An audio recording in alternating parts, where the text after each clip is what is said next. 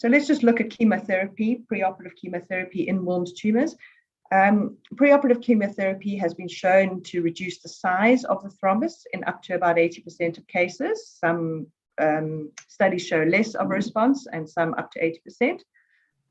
It's also been shown to reduce or avoid the need for cardiopulmonary bypass in about 50% of cases with intra-cardiac thrombus.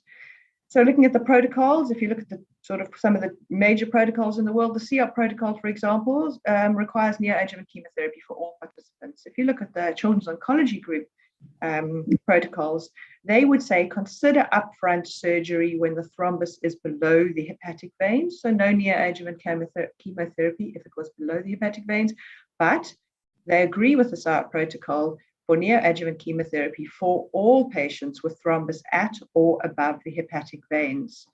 Then looking at some other papers that have been around and some other facts, 26% increase in complications with upfront surgery is reported by one paper. However, another paper looking at NWTS4, they say that chemotherapy actually increased the thrombus adherence to the vessel wall from 44% that were adhesed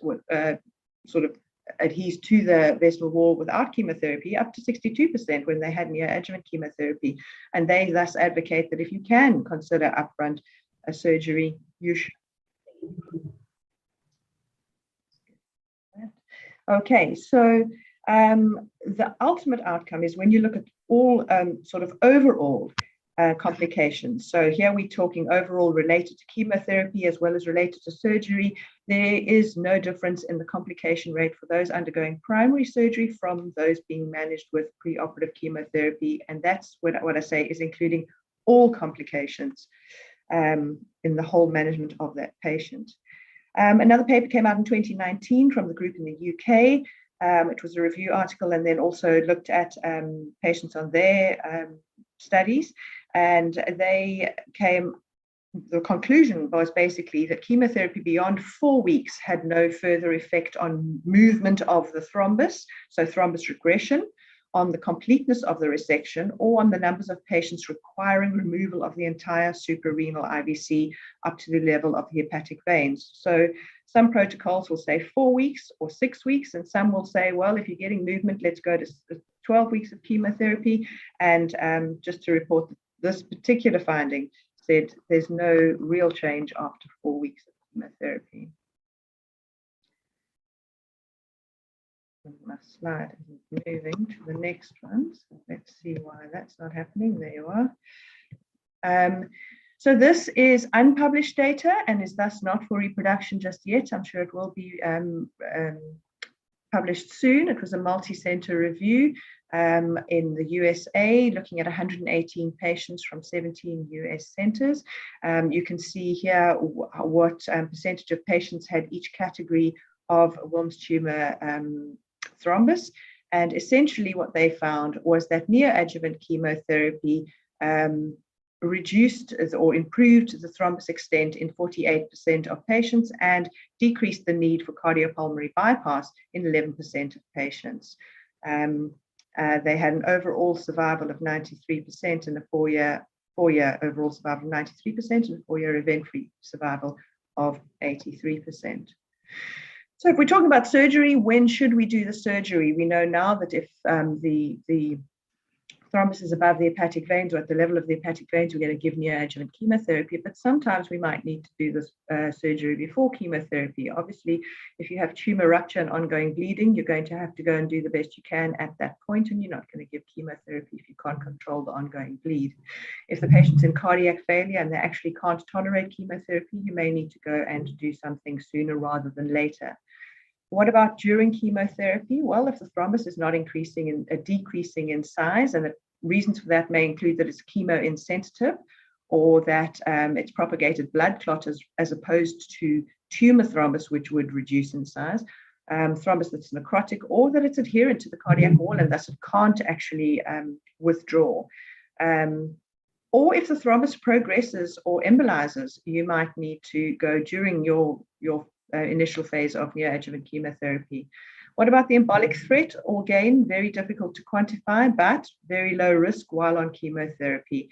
And we don't give anticoagulation, and there's not many people that will give anticoagulation because this is mainly a tumor thrombus as opposed to a propagated blood clot.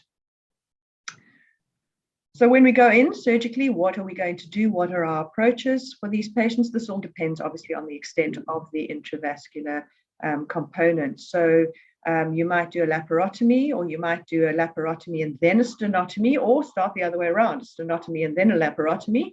And then you might also consider in some patients a stage resection, where you may do either abdominal or cardiac section first, and the suprahepatic component first, and then you can return for on another occasion for the other aspects, specifically in unstable patients.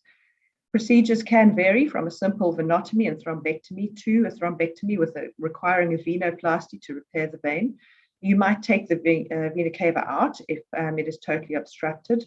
You may resect without bypass, or you may require coronary cardiopulmonary bypass with deep hypothermic cardiac arrest. And you may combine this procedure with a liver resection if the hepatic, partial liver resection if the hepatic veins are involved. So an extensive range of approaches as well as procedures can be brought in to deal with the problem depending on where it is. So what most of us have probably encountered is tumor within the renal vein.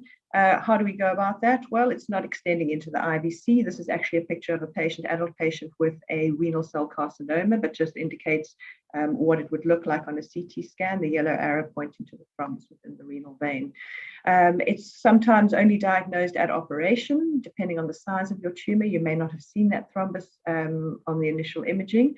And a standard tumor nephrectomy with ligation of the renal vein beyond the thrombus is required for that particular type. Let's look at a different case. A patient presents with a right-sided Wilms tumor and IVC extension above the hepatic veins. So initial presentations above the hepatic veins. By protocol, we're going to give chemotherapy. Following on the chemo, the IVC thrombus has regressed to below the level of the hepatic veins, and the patient was taken for a laparotomy. Following tumor mobilization and resection, thrombectomy was performed through a longitudinal venotomy. So let's look at the surgical techniques of how you could do this particular case with a tumor below the hepatic veins. So in general, when working on the IVC in patients who have IVC thrombus, you're going to need some basic principles. And the basic principles include that you're going to have a planned and a team approach. You need wide exposure. We would use a wide transverse laparotomy and a midline extension if we needed it to the xiphisternum, and then up to the, should we require bypass, up through the sternum. We could also use a bilateral subcostal incision with a midline extension. You might need intraoperative ultrasound to once again check the extent of the intravascular thrombus. The point here is that you need meticulous hemostasis. One, you're doing the extensive dissection, and two, by definition, if there's been any degree of decreased flow in the IVC, you're going to have had significant collateral vessel formation, which is associated with the caval obstruction. In addition, you may be giving anticoagulation, specifically if you're going to obviously go onto bypass, you will be giving anticoagulation, and so you're going to need to make sure that every little area that could bleed is actually tied off, ligated, coagulated, or whatever to preclude bleeding. You need to occlude as many of those IVC collaterals that have developed as possible. Post-operative anticoagulation, there's no large studies to statistically confirm that the efficacy of post-operative anticoagulation, and we tend to not give it after operating on the IVC in these patients. So, surgical technique for thrombus below the hepatic veins. This is Dorm stage 1 and 2, and obviously as the thrombus goes higher and higher up the IVC, your operation becomes more and more extensive, and your mobilization does as well. So cardiopulmonary bypass should not be required for these patients. We always go and mobilize the renal mass first, largely because it is in the way. We generally tend to have larger tumors. You may again require intraoperative ultrasound to just check the extent, but palpation is obviously also very helpful there. You expose and control all the branches of the IVC and the opposite renal vein. It may require full liver mobilization off the IVC up to the hepatic vein confluence, specifically if this is Adorn stage 2, which is just below the hepatic veins. You're going to clamp below the hepatic veins to avoid the liver ischemia and the massive BP drop that this can cause if it was above the hepatic veins, and perform a longitudinal venotomy to extract the tumor thrombus from the IVC and the iliac veins if it's down there as well. Adhered plaque may need more dissection, and I'll go into that just now. And then you may or may not decide to do a venous repair with a patch, but in most instances, we get away with primary repair of the IVC. So here's a picture. This is extraction of a thrombus that is going up behind the liver. So we've done the full liver mobilization. You can see the gallbladder pulled over here, and we're now under the right lobe of the liver. And here is the IVC opened. This tie is around the left renal vein. And here we are extracting from the retrohepatic IVC, extracting the thrombus. Here's a picture in the same patient. We've now gone above. We're moving down towards the iliac vessels, and you can see it's an operative photo showing extraction of the IVC, the lower IVC thrombus, which then went into the iliac veins.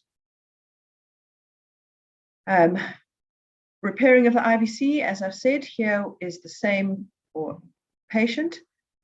With the renal vein on the left-hand side still occluded, and here's the IVC post, sorry, this is a different patient, IVC post extraction of the thrombus, and here we've closed the venotomy in a longitudinal fashion with a continuous suture. So here's a different scenario. Following 12 weeks of neoadjuvant chemotherapy, this tumor size was smaller, but it was at the level but the level of the IVC thrombus remained just at the level of the hepatic veins, and surgery is scheduled. So here's a question. At surgery, the tumor extends to the level of the diaphragm, just above the hepatic veins. So what are your options now? You're beyond the hepatic veins. You can't just simply clamp below the hepatic veins. So one, would you gain vascular control, or could you gain vascular control of the suprahepatic IVC below the diaphragm and remove the thrombus through this cavectomy? Two, would you do a stenotomy and go on cardiopulmonary bypass and, if necessary, an atriotomy to remove the thrombus from above and below the diaphragm? Three, could you perform an IVC cavectomy? Would you take out the cava? Do you think you could, all three of these are possible? Or would you resect the kidney mass and leave the thrombus in situ because you weren't prepared enough and give more chemo? So basically, any of those first three maneuvers are possible and can be done. So let's look at that. Surgical technique for thrombus at the hepatic veins.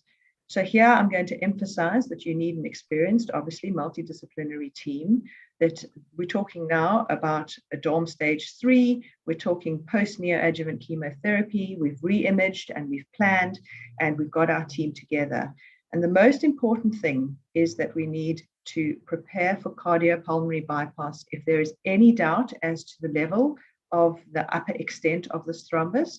And we need the anaesthetist to be prepared for cross-clamp and decreased venous return as well.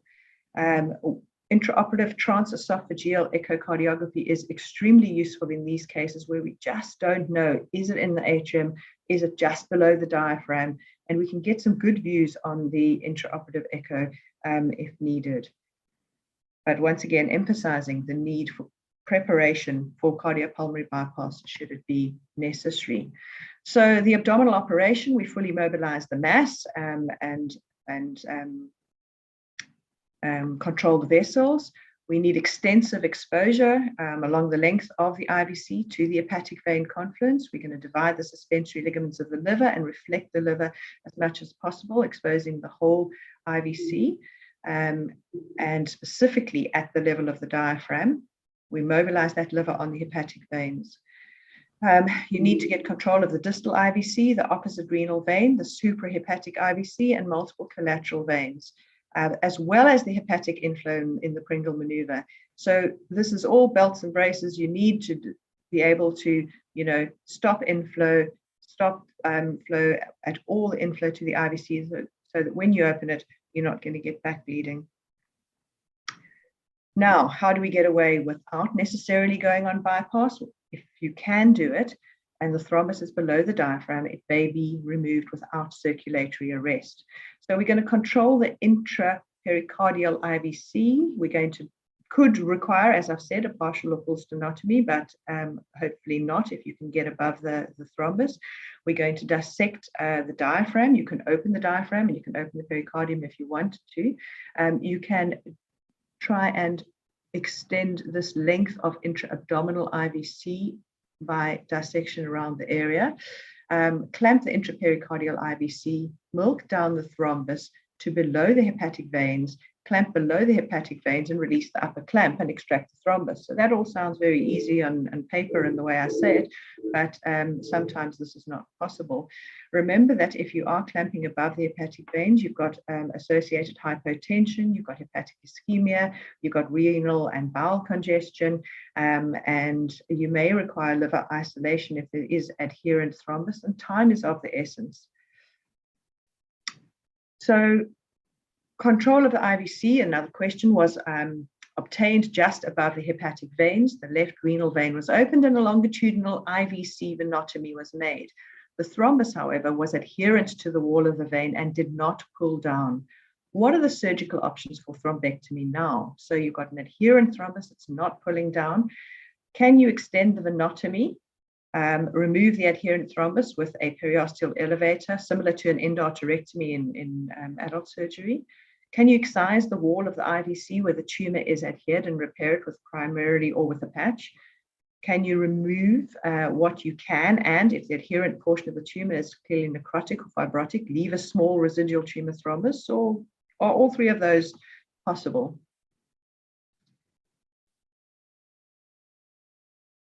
So basically, all three of those are possible. So how do we manage the adherent thrombus in IVC? Well, blunt dissection using a McDonald dissector as pictured in this picture here, or sharp dissection can be used. We can resect a small portion of the IVC wall and perform venoplasty with an autologous vein patch or PTFE or whatever conduit you've got. We can leave minimal residual adherent tumor thrombus. It can be left in situ and it's not it does not create a worse prognosis. We can take out the cava, and just a useful technique is to use Foley balloon catheter within the IVC to control back bleeding in tough cases, and can also assist with extraction. So here we've got some clinical images of adherent thrombus with blunt and sharp dissection. Here's the liver again, similar picture, liver being held over the IVC going up towards the hepatic veins, and sharp dissection of that thrombus. Here the dissector is being used to sort of bluntly dissect around the thrombus while the thrombus is being pulled towards the surgeon. And here's the same patient now. The thrombus is being pulled out of the vein, and this is the length. It's just held back. It was going straight up there, and it's just held back in position by this pair of forceps. So that's after blunt dissection of this particular thrombus. Here, there's going to be an IVC repair, so resection of any residual area that might have thrombus adherent to it, and then continuous suture closure of the IVC. When would you take the cava out? Well, if there's complete IVC obstruction or you're unable to dissect the thrombus, if there's no flow after thrombus extraction, you might decide to take it out. Specifically, if there's been complete IVC occlusion, there are adequate functional collaterals that will be draining the contralateral kidney. Inferior vena cavectomy can be done in continuity with the tumor as well. So some may present with a DVT at some point in their life. There is some evidence to show that there is a little bit of an increase in deep vein thrombosis into early adult life. What is the impact on renal function? We don't really know. What is the patency of tube grafts in the long term? I don't think there's sufficient data to actually give that answer either. But what we do know, and from some of the studies, the tube venous grafts don't necessarily remain patent very long. Question 4 on this talk is, after thrombus extraction, there's no back bleeding from the remaining kidney. So what can you do? Well, you can use a Fogarty balloon catheter and or periosteal elevator to perform a thrombectomy if there is any thrombus in that other renal vein. Can you confirm flow in the left renal artery to rule out inadvertent injury and thrombosis to the artery? Would you just close and start dialysis, or would you do the first 2 or none of the above? Essentially, you can make sure that the vein is free of tumor and that you have arterial inflow. And that's pretty much all that you can do at that stage. So here's an alternate scenario. Post-chemotherapy imaging now shows the thrombus remains within the heart. So it has not come down, it's in the heart, it has not regressed down to a place where you can safely do this without bypass. Intraoperative ultrasound confirms that the thrombus extends into the atrium. It's also firmly adherent to the atrium and doesn't milk down into the retrohepatic IVC. So now you know cardiac access is absolutely definitely going to be necessary. So at this point, we're talking about the dorm stage 4 and our suggested stage 5 tumors. They've had their neoadjuvant chemotherapy. You've confirmed the thrombus extent with the transesophageal echocardiogram, and we're going to prepare for cardiopulmonary bypass with cardiac arrest. We perform the abdominal dissection first, and we control the IVC, as we've described in the previous slides. We then do the sternotomy, put the patient on bypass after the abdominal resection to reduce the associated bleeding. The incision, oh my word, I don't know what happened there. The incision is a thoracoabdominal incision with cardiac exposure. The diaphragm is divided and reflected. The IVC is exposed, and we get the renal exposure, obviously. Don't know what, I do apologize for that. I don't know what the writing on those slides is. It didn't come up before. That's somebody else writing, I don't know. So what are we going to do for the intracardiac thrombus? As I said, we're going to prepare for cardiopulmonary bypass. We're going to do ascending aorta and a single venous cannulation of the right atrial appendage. We're going to use intraoperative blood salvage and cool the patient to 20 degrees with a deep hypothermic cardiac arrest. We're going to get complete visualization by this technique. We're going to be able to maintain vascular control for the thrombus extending into the atrium. So here we've got an operative photograph of a patient showing exposure via a transverse laparotomy, a midline extension to the xiphisternum, and a median sternotomy, and then cannulation prior to us opening the heart. Inferior vena cavotomy is then done, as well as the right atriotomy. So here we've opened up the right atrium. The tumor is extracted off the atrial wall, atrium and the atrial wall, and extracted from the atrium. At the same time, or just after or before that, the longitudinal venotomy is done. Remember, we're in cardiac standstill now, so we can open it up and quickly remove any hepatic vein thrombus that there may be at the same time. Removal of the IVC thrombus piecemeal or en bloc with the renal tumor, and then we're going to repair using whatever we need. So whether it's a pericardial patch and the heart if we need to, or just a primary repair if it can be done. So here are some intraoperative pictures. Here we've got the cannulation of the heart. The pericardium is opened. We are going to open the atrium over here. This is the diaphragm, and here you've got the liver. You can see here the retractors are down. We've already exposed and removed the renal mass, and we've exposed the IVC. Here we've opened the atrium, and you can see the thrombus, and there's some blunt dissection, just dissecting it away from the wall of the atrium. This is a different patient, adherent thrombus to the atrium in this case. The child was on bypass. There was an intra-atrial component, which was sort of mobilized. Again, we're mobilizing it here. This is the thrombus down here, and you can see that we're mobilizing it and trying to get it loose from where it is attached to the atrium. And then you can basically work from the top and the bottom to get this thrombus out. Division of the thrombus does constitute tumor spill according to the Children's Oncology Group protocols, and so, upstages the patient as well. but sometimes it is needed. Partial resection of the right atrial wall may be required, as I've said before. So for completeness sakes, there are some proponents of avoiding cardiopulmonary bypass in patients with thrombus in the heart, and I would not advocate that. Basically, you need to do this in expert hands in a tertiary care setting. You need to have a team of very experienced surgeons with liver transplant technique and knowledge. You need full circumferential mobilization of the IVC at the level of the diaphragm and control of all the collaterals. And then you would milk the thrombus downwards out of the atrium and into the vena cava and clamp above the tumor. However, you need to make sure that there's no tumor caught in the clamp. And obviously you would need transesophageal echocardiography at this point. In addition, in this technique, there is the potential for lethal embolus, because you've got still the blood flow. If a piece of that thrombus dislodges, you can have a pulmonary embolus that is lethal. And there's also potential for caval tears. So this is not advised in the pediatric population, and we would always adopt the safest approach and put the child on cardiopulmonary bypass. What about bypass without cardiac arrest? This too is described and has been done. So the advocates for and against, but basically without the arrest, you've got a shorter bypass time, you've got the reduced risk of bleeding, reported, however, higher complication rates.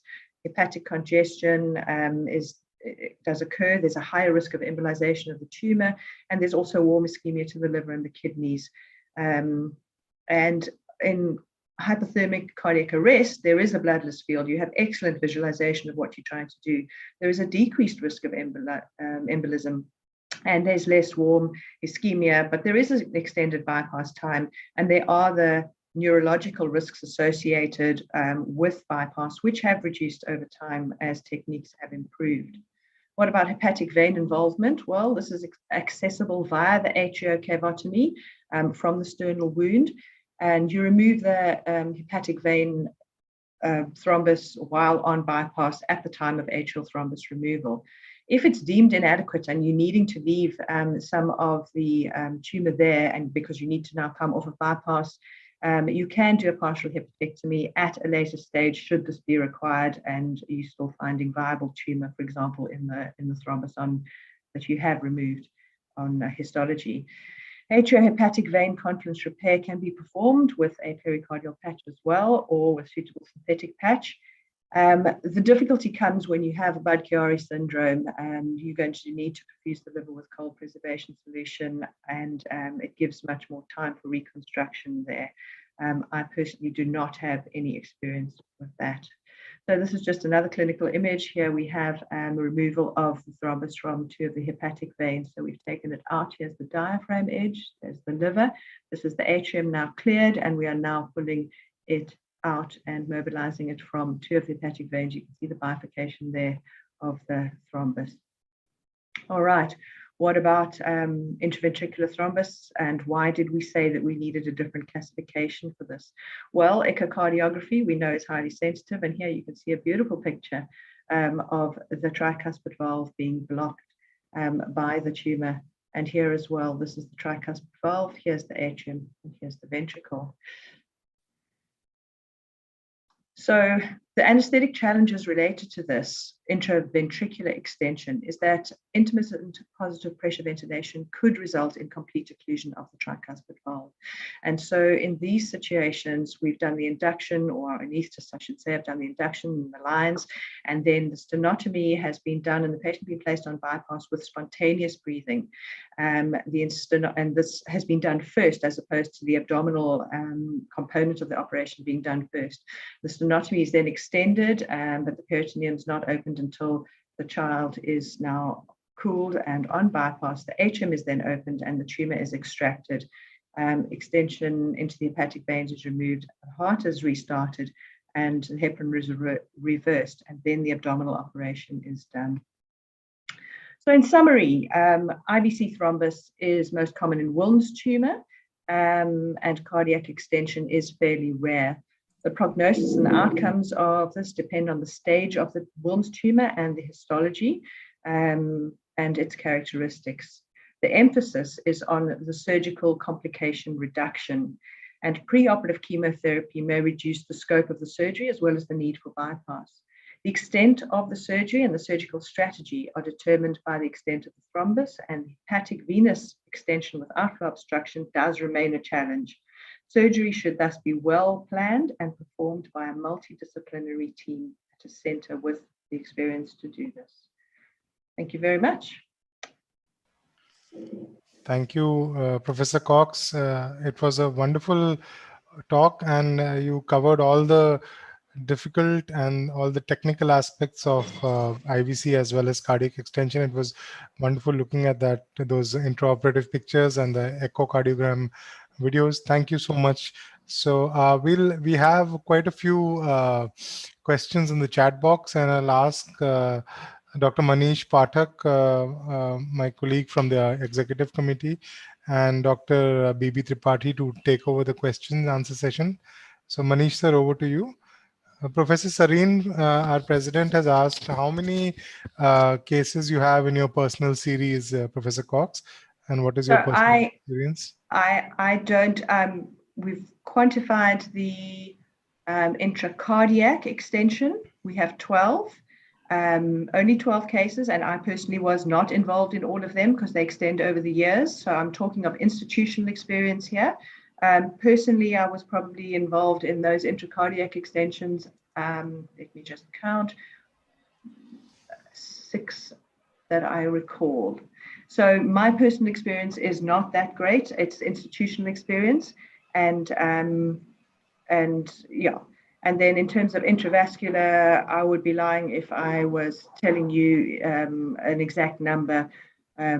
Personally, not that many either, probably about 10 for the IVC that is not into the heart.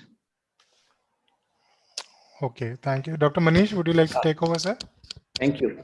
Thank you, Dr. Cox. So we have a lot of questions.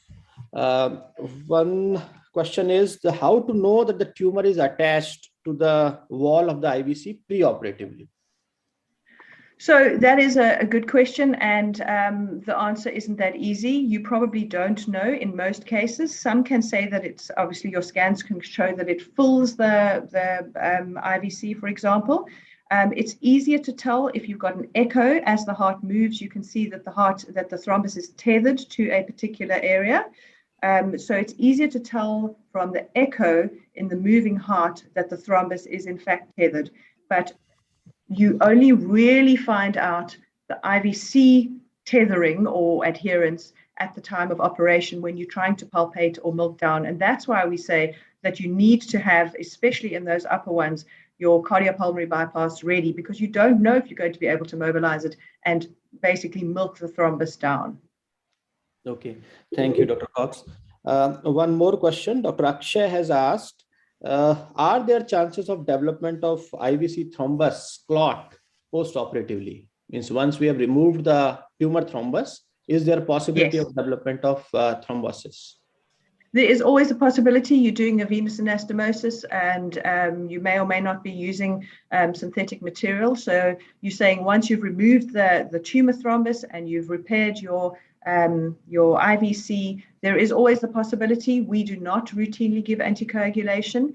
We have not used prosthetic material. If it has come to the fact that we have needed to take so much of the IVC wall out and it would require prosthetic material, we have then just done a cavectomy. For those that we have repaired, we have got follow-up ultrasounds confirming flow thereafter, normal flow for on all our follow-ups for 4 or 5 years afterwards, they continue to flow, and we don't use routine anticoagulation either. But obviously there is a chance of thrombosis. But remember that in these patients, they've had the tumor thrombus that has been obstructing the IVC, and they have got many collaterals as well.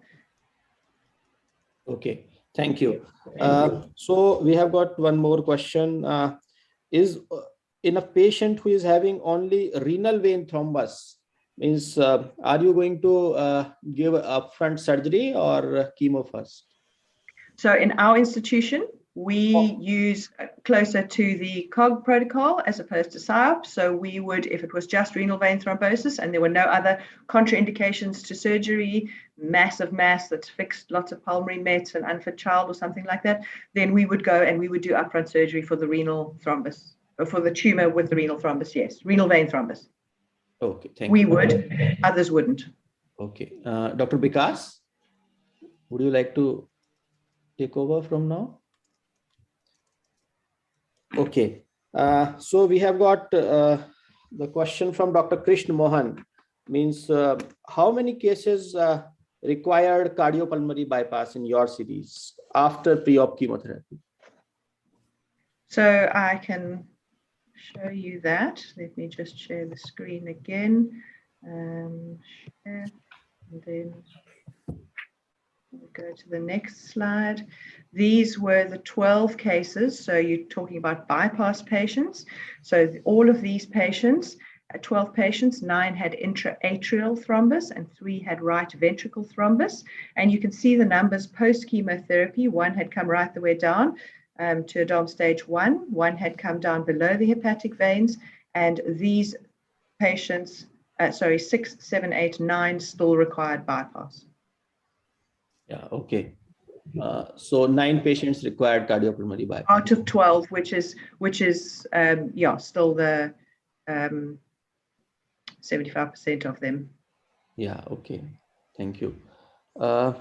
We have a question that if tumor thrombus is extending above diaphragm in a case of a left renal tumor, means how do you remove it? Probably you have answered in your talk. This is the question which is asked. So the left-sided is similar to the right. You're going to go. Are you saying above? Was the question for above the hepatic veins? Yeah. Yeah. So you'd go mobilize the tumor exactly the same way. Mobilize the tumor.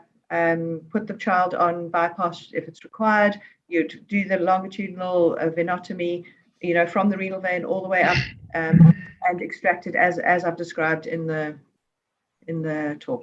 Yeah. Thank you. And we have Dr. Sandeep Agarwala. He's, he has a special interest in pediatric oncosurgery. Probably you also. Hi, Sandeep. Yeah. So he has asked about the beating heart procedure, means instead of the cardiopulmonary bypass.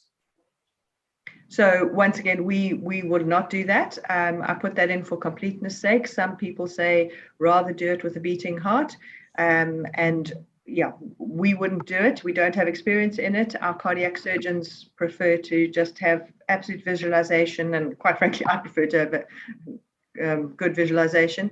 And so I can't really sort of advocate for that either.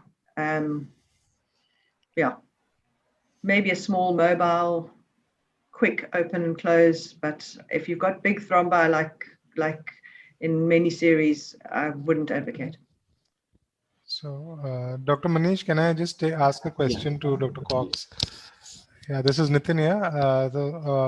Dr. Cox, so in our experience, we've had 3 or 4 patients in which endarterectomy kind of procedure was required, like you've shown in your presentation, and it was extremely challenging. And there was the last case we had a thrombus stuck to the right atrium itself. So these are extremely challenging cases, and I would take Dr. Vishal Sawant's question along with this, that he's asked that what happens if microscopic what is the oncological outcome if microscopic tumor is adherent to the vessel wall and is not coming out, and it is a very, very common clinical situation. You would agree with me? So there is some evidence and I did have the paper here as a reference as well, that the microscope, if you leave little bits, it does not influence the prognosis of the patient. The question is, would you give radiotherapy to that area? And I don't think that question's been answered. Correct. Yeah, absolutely right. So we would. Yeah, that remains a topic of debate with the radiotherapy and the tumor board every time. Yeah, so, but it doesn't. So our thrombi, the majority of them that we've removed have been viable. So we know that we are taking out viable tumor. So we know that if we are leaving something, most likely it is a few viable cells, but yet those cells, remember, you're going to give more chemo. Those cells have not been shown to influence the prognosis overall. But again, you're looking at small series, so. Yeah, Dr. Sandeep has just mentioned a message that Sir has 34 cases with 10 intracardiac extension, probably one of the largest in our country. So good experience from here. Great experience. And Dr. Manish, any more pertinent questions you can see in the chat box? There are none on the YouTube channel. Okay. So one question Dr. Sagireen has asked regarding the calcified thrombus. Means, do you have any experience of the calcified thrombus? So a hard calcified thrombus, no. Most of ours have all been fairly viable tumor, really. But I would imagine you'd still use the same techniques. You'd still try and use blunt dissection to take it off the wall, as described. Yeah, okay. Probably Dr. Vishal, he has asked, he wants to know that is there a role of this extensive procedure to remove the IVC thrombus in a patient who is having a stage 4 disease with lung metastasis in a tumor which is actually a chemosensitive tumor? So probably he wants to know, should we even try to remove the IVC thrombus in a patient who is having lung metastasis? Yes. Personally, I'd say yes. You've got to take out the tumor anyway. Leaving large masses of tumor, yes, your chemotherapy is going to get to, you've got lung mets, so chemotherapy is going to be required, extensive plus radiotherapy, etc. But I would say yes, because you also have the issues of if this thrombus continues to propagate, you might have, cardiovascular issues, which with a large thrombus. But I think you'd be guided by your protocols that your unit uses, which include removal of the tumor. Yeah, so the message is clear that we have to try to remove the tumor thrombus. Yeah. Then Dr. Najibullah, he has asked about the tumor extension into the ureter. Means, how are you going to deal with that? Sorry, I didn't hear the question. Tumor extension into the ureter. Again, the normal way that you would ordinarily do so at resection of a Wilms tumor. We're just talking now about intravascular extension, but we know that when you are taking out the tumor, you need to divide the ureter, and you always palpate the ureter, and we always divide the ureter right the way as low as possible, so right down by the bladder, and would remove it. If the child has had hematuria, we would do a cystoscopy in the beginning, look at the ureteric orifice just to make sure that it is in fact clear. If there's been hematuria and there's any indication of ureteric extension. So divide below. Dr. Manish, just sorry to cut you in. Professor Sareen wants to make a point. Dr. Sareen, please go ahead, sir. I just want to say that in our experience, the incidence of such thrombi are not that high, 10%. I mean, my personal experience, it will be even less than 5% maybe. The two reasons could be, one, if the patient has got DOM 3 or DOM 4, probably they don't reach our hospital. Other could be because the ultrasounds are available now everywhere, probably the tumor picked up early and they do not really have those. I mean, I don't know which one of the two statements is correct, but our incidence is definitely far lesser than 10%. Secondly, the question that I had asked about calcified thrombus, we had a patient who had actually not received chemotherapy, had nephrectomy and went away. But we had noticed before the surgery that he had a large calcified thrombus, which we mistook that probably because calcified would not have any viable cells. But this gentleman came back after 7 years, and then repeatedly he went on throwing recurrences, and so even if it's a calcified thrombus, I think we should have gone in and cut it. We shouldn't have left it behind. So as I'd say, almost all, if you look at the literature, a lot of the thrombi tumor thrombi are viable. And even after your first chemotherapy, when you take it out, our experience is that, they're viable tumors. And that goes to the same question as before. Would you still do this in a patient with lung mets? Yes, for that reason as well. Right. We have one more question, two more questions actually. One is that have you any specific graft in mind when you look at doing a cavectomy with maybe a graft interposition? Any specific graft you use? Okay, so if we needed to do a cavectomy, so take out the caver, we would not. That would imply that there were sufficient collaterals. It would imply that there was already an obstruction of the IVC. So we would not reconstitute with a tubular graft. If, however, we had a section of tumor that is adherent to the IVC wall, and we need to take out a section of that IVC wall, we would then use a jugular vein, like opened up, like a patch graft, as opposed to a tubular graft. So we have not put in tubular grafts for the IVC. We have simply tied off the upper and lower extent. Yeah. Yeah, so we at the PGH Chandigarh, where I work and where I've trained, Professor I.C. Pathak, who was the founding chairman, has published cavectomy in Wilms tumor as early as I think 1970 or 1969, and he's looked at the same physiology which you've just mentioned, that there are enough collaterals, and that is a work which is published as way back in 1968. I think we can look it up. So and even to drain the opposite kidney, even if there's no flow, absolutely, because you've needed to take it out, that kidney's been functioning with no flow through that renal vein. It's all going retroperitoneally. All right. Dr. Manish, any other questions? I could not see any more. Yeah, Dr. Dasmeet has asked regarding any experience of transjugular interventional extraction of thrombus. No, and we have a great cardiac cath lab and great interventional people, and they would not consider doing it. Whilst they still do all the other interventional cardiac things, and they would not consider doing it. So we have no experience, is the answer. Okay. I think we do not have questions anymore. Right. So I think we can, once everyone is, I think there are no more questions. And with the permission of the chairman, Dr. Miglani, I would like to, before I hand over to Dr. Miglani, thank you to everybody who's joined in. We had more than 80 members who joined in from all over the world, right from Mexico to the Middle East to India, Southeast Asia, everywhere.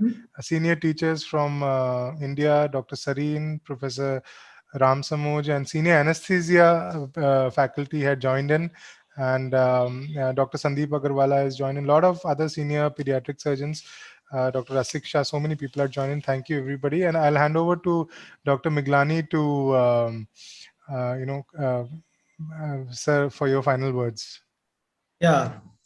Thank you, Nitin. Thank you, Sharon Cox, for this wonderful oration. And we were fascinated really with your slides and the experience.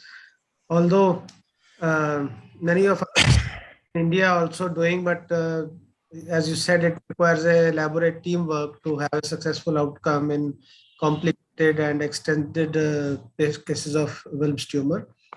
We are indeed enlightened by your experience, and I would thank the APSO team for this wonderful initiative, and as an indirect thanks also to COVID also, because otherwise we would not have been able to get the experiences from learned speakers around the globe that we are getting because of this new modality of learning and sharing, that is the Zoom. And thank you very much, Sharon, for sparing your time and giving us this insight with your valuable experience. And thank you everyone for participating, including my teachers, my senior colleagues, our president of IAPS, president-elect IAPS, chairperson-elect of APSO, Secretary APSO and all the EC members of APSO and all the audience. Thank you very much.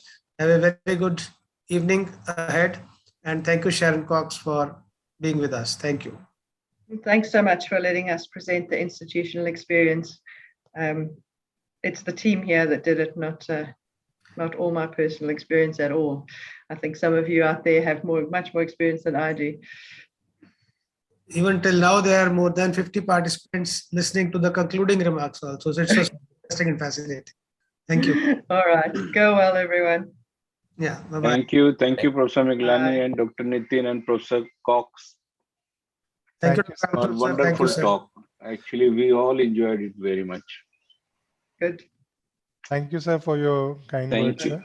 Thank you. Thank you. Dr. Miglani, sir, with your permission, if it's okay, we can end the meeting. Yes, we can close. Right. Thank you once again, Dr. Sharon, and we'll be ending the Okay. meeting. Thank you so much. All right. Thank Thank you. you, everyone, for Bye. joining in. Enjoy Thank your you. evening.